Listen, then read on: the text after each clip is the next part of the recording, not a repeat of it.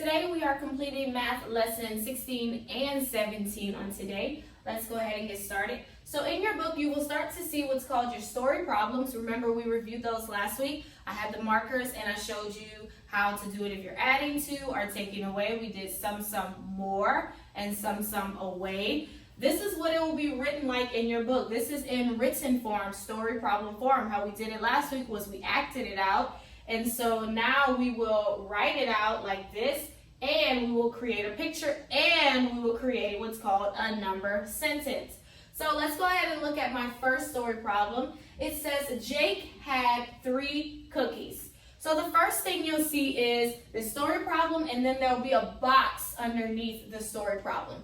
That box is there for you to create a picture for your story problem. So I'll show you how to create a picture for a sum away and a sum more. So Jake had 3 cookies. First thing we want to do is draw the 3 cookies that Jake had. So 1, 2, and 3. That's the 3 cookies Jake had.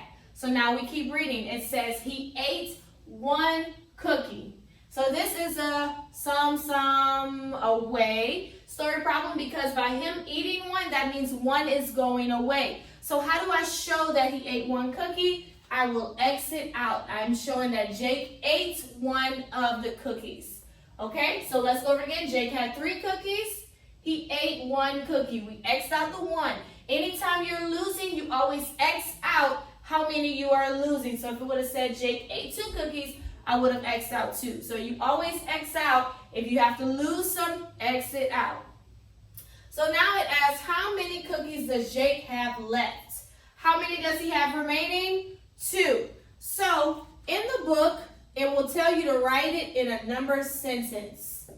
That's going to be a subtraction fact, okay? So how do I write that? You do it based upon the numbers that are in your story problem.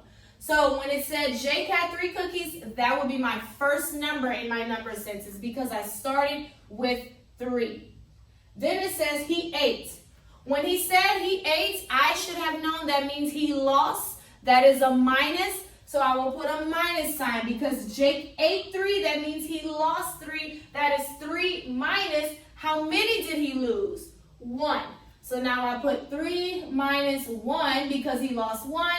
Then how many does he have left? We put an equal sign and we count how many we have left, which are 2. So my number sentence that I made from this story problem was 3 minus 1 equals 2.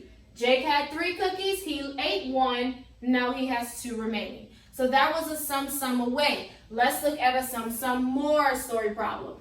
So it says Dave had 4 pencils. We'll do the same thing. We'll create a picture for the story problem. So let's go ahead and draw his 4 pencils. Okay, his 4 pencils that he had. All right, Jake had 4 pencils. Then it says Ron also had 2 pencils. So that's a sum more. I'm not saying that he lost any. I'm not saying that he gave any away. I am saying that Ron had 2 as well. So whenever you are doing a sum more, what you do is you put a line. So you put how many you start with.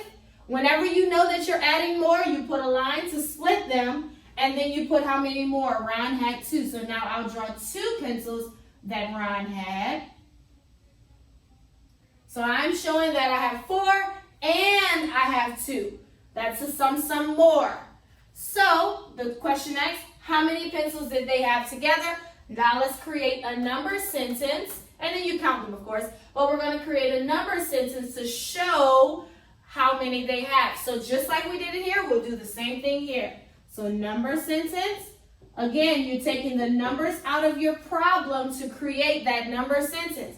So it said Dave had 4, so 4 would be my very first number. And then it says Ron had. So it didn't say Ron lost any of that. Ron had. So we're adding because we want to know how many they both have together. So that's a plus. Plus. How many? 2 pencils. And remember, that's why we drew the line to show we're adding. And then how many more? We put equal. How many do they have total? If you count them, 1, 2, 3, 4, 5, 6. They have 6 pencils together total. Dave had 4 plus the 2 that Ron had equals 6 pencils total. So this is what you will begin to see in your math book. You will begin to see the story problem written out. Then you have to draw a picture, and then eventually you'll get to writing number sentences. Number sentences are the subtraction or the addition fact that you will create from that story problem. Okay? So moving on, so we will also learn how to identify numbers in between two numbers. So I want to figure out what comes in between 7 and 10. So I'm going to start with 7 and then I'm going to end with 10. There are two ways I can figure this out. I can count it out. I can say 7 and then count it out. Or I could figure it out by going backwards. I could say 10, then... So I have two ways. It's easier to just count it out, but if you want to do a little challenging, you can go backwards as well. So I have 7 and I end with 10. So I have 7. What will come after 7? 8. And then what comes after 8? 9. And then 10. Now count it out to make sure. 7, 8, 9, 10. Backwards. 10, 9, 8, 7. So that's correct.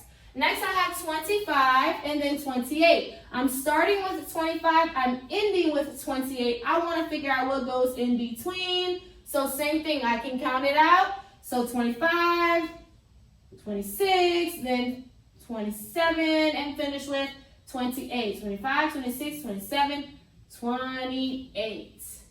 So that's what you'll do whenever it says figure out what goes in between. You just count them out. What you start with, count it out, and you should end with the correct number that they have there for you. Last part of our lesson are coins. We are going to learn our first coin today, which are pennies. The penny. A penny is super easy, and a penny is easy to identify because a penny is the only coin that is brown. This is an example of a penny. So if you look at it, you can see it really good. And so Abraham Lincoln is on our penny. And one cool thing about pennies is he is the only one facing the opposite way. Every other coin, the presidents are facing the left, but on the penny, Abraham Lincoln is facing the right.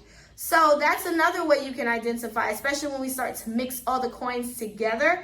You will be able to know which one is a penny because he will be facing the opposite way. Another thing about the coin is if you go to the back, sometimes the coins will be facing the back. But even when a coin is facing the back, you still can tell how much it is because if you look at the bottom, it says 1 cent.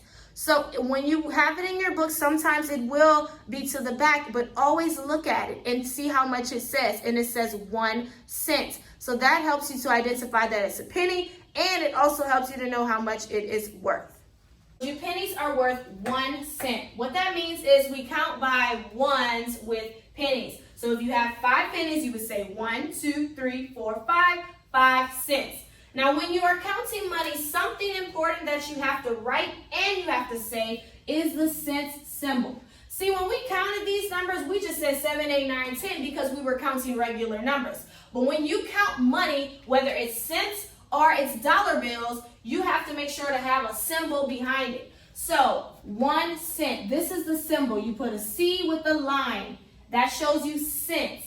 On your book, in your test, on your test, if you don't put your cent symbol, guess what? You'll lose points for it. So anytime you count money, you always have your cent symbol. So if I had this type of money, this right here, 1, 2, 3, that's 3 cents. I wouldn't just say that's 3. No, that's 3 cents because it's dealing with money. So whenever you are counting coins, only coins, you always make sure to put the cent symbol. So today in your book, you have page 16 and 17A that you will complete on today, 16 and 17A. That's your math lesson today.